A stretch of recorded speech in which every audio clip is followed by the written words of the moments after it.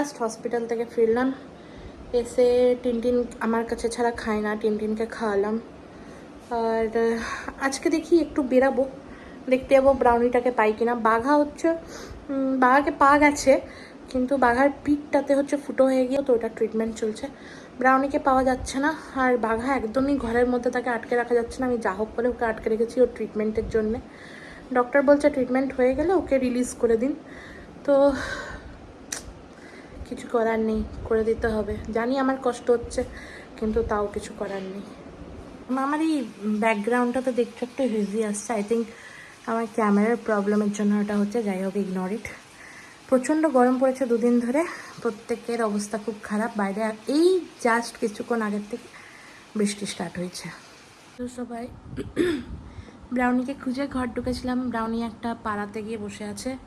সেখানে কিছু মানুষ আছে যাদের নিজেদের বাড়িতে কুকুর আছে, তারা আমার সামনেই একটা মোটা লাঠি নিয়ে ব্রাউনিকে মারলো।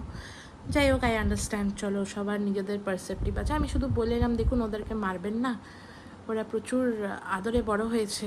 রাস্তার কুকুর হতে পারে, কিন্তু কোনো দিন মানে হয়তো বৃষ্টি পড়ছে বাড়ির ভিতর ঢুকে যায়, ওটাই ওদের অভ্যাস। আমার বাড়িতেও ওরা বৃষ্টি পড়েছে বাড়ির ভিতর ঢুকে গেছে, ওরা থেকেছে।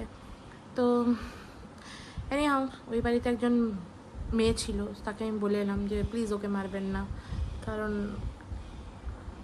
খুব আদরের।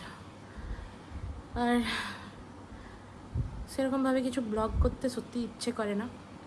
যবের থেকে ওরা চলে গেছে তবের থেকে তো ইচ্ছে করেই না। চলো, কাল দেখা হচ্ছে। Good night, take care.